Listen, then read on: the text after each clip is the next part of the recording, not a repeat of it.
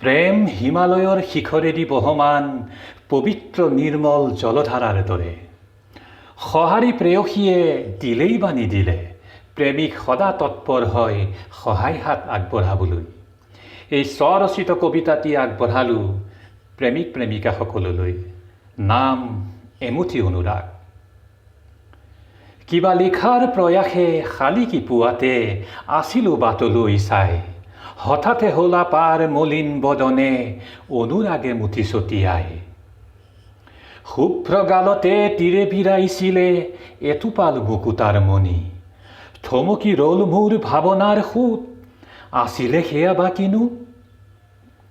শান্ত মন মোৰ জোকাৰি গ'ল, কিনোবা দেখিলোঁ ভাৱনাতে উঠিলোঁ, সৰা চকুলো নে চানিকি ভাগৰৰে, অথবা হ'ব পাৰে পৰশ বৰষাৰে।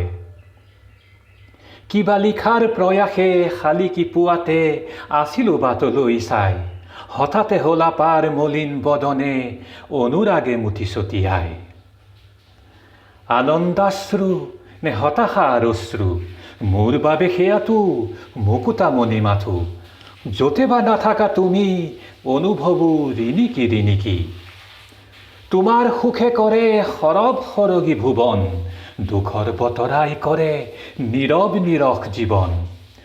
যদি পাওঁ সঁহাৰি তোমাৰ সুখৰ হেতু, নিঃশেষ কৰিব পাৰোঁ জ্বলাই শলিতা গছি। কিবা লিখাৰ প্ৰয়াসে শালিকি পুৱাতে আছিলোঁ বাটলৈ চাই, হঠাতে হলা পাৰ মলিন বদনে অনুৰাগে মুঠি ছটিয়াই।